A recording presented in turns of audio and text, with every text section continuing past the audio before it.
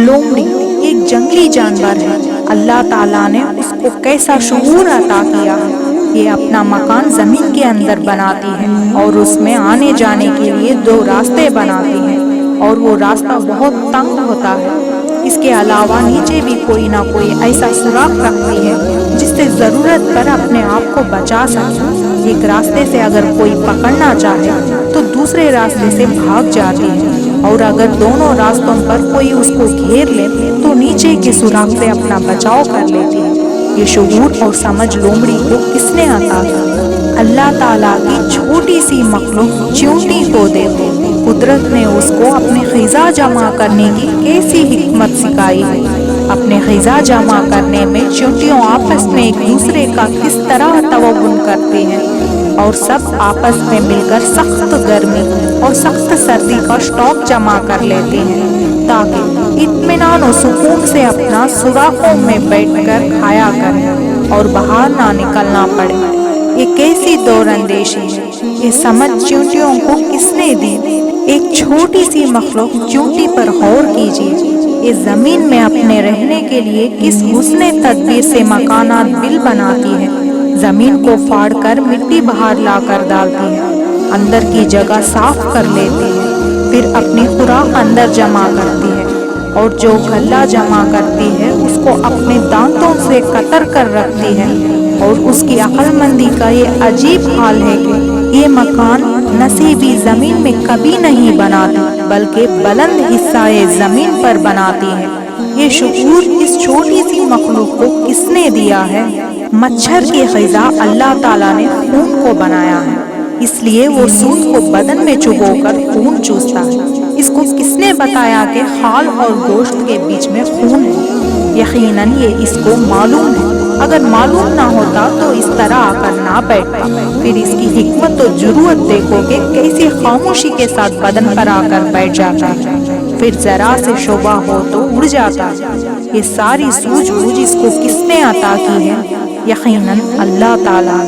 अल्लाह ताला ने इंसान को दुनिया में जन्नत का हल्का फुल्का मज़ा चखाने के लिए ऐसा खूबसूरत परिंदा पैदा किया है। इंसान उसकी खूबसूरती को देखकर हैरान रह जाता है। चुनांचे मोर एक ऐसा परिंदा है जिसकी दुम के परों को अल्लाह ताला ने बहुत ही खूबसूरत बनाया। अल्लाह ताला ने मोर को अपनी दुम फैलाने की सलाहियत दी है। जब वो उसे फैलाता है और धूप की वजह से वो चमकता है तो ऐसा महसूस होता है कि उसकी दुम पर सैकड़ों नीलम के फूल लगे हुए। ये अल्लाह ताला की कुदरत का एक नमूना है।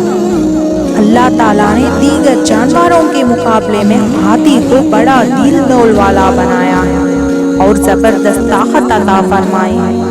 इसके पैर इमारत के 4 स्तंभों की तरह मजबूत दिखाई देते हैं, कान बड़े पंखों की तरह मालूम होते हैं, आंखें आम जानवरों से भी छोटी होती हैं। सबसे ज्यादा अनोखी चीज इसकी सूंड है, जिसकी मदद से वो उन पहाड़ी जंगलात में जहाँ मशीन्स और क्रेन नहीं जा सकती, वहाँ उसकी जिस्मानी ताकत और सूंड की मदद से बड़े बड़े दरख्तों को उखाड़ लिया जाता है।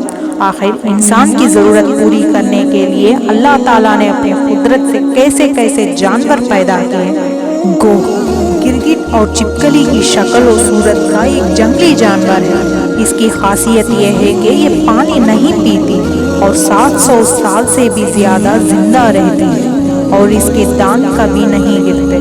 इसके तमाम दांत एक दूसरे से जुड़े हुए होते हैं। गोह बहुत से अंडे देकर जमीन में दबा देती है और उनकी निगरानी करती रहती है। 40 दिन के बाद उसके बच्चे निकल आते हैं।